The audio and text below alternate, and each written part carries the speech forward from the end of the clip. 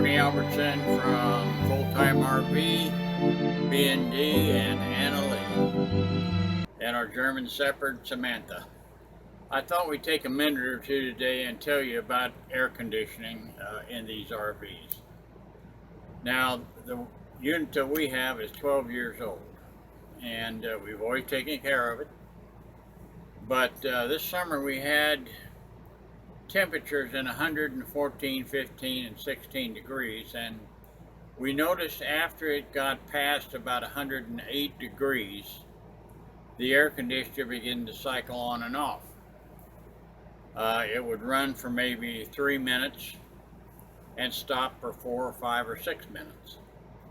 Then it would recycle again. It would come back on, and the end result of that is, or was, that during that period of time when it wasn't running, the temperature built up inside the camper. The heat is the reason that you see this reflector behind me. After a few times of that, it began to get above 85, then above 90, 92, 95, and one time it got clear up to 99 on a 117 degree day, which obviously is a little on the warm side. So we took it in, and here's what we found out.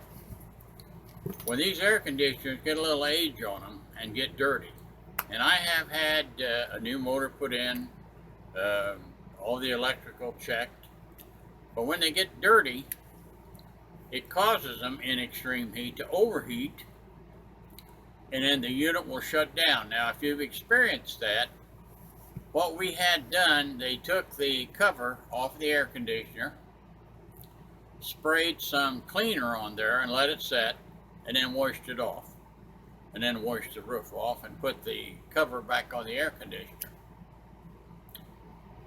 Now, if you're new to RVing and you buy an RV, whether it be used or new, this information should come in handy for you. If you're buying a used RV, tell them you want that done before you take delivery of it. It cost us $69 for one unit.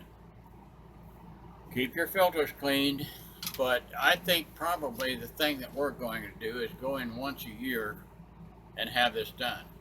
After we had it done, and we've had some 106, 108, 109 degree days, we maintained a temperature in this unit of 79 degrees, which is very satisfactory. So if you're boondocking and that happens, if you're in an RV park and that happens, generally I am told the reason for that is dirt in the unit. So that's it for today. We'll get back to you in a day or two with some more information. I want to tell you about the cost of traveling in an RV. So subscribe if you will, and that helps us know that we're helping you. Okay, thanks a million. Goodbye. See you later.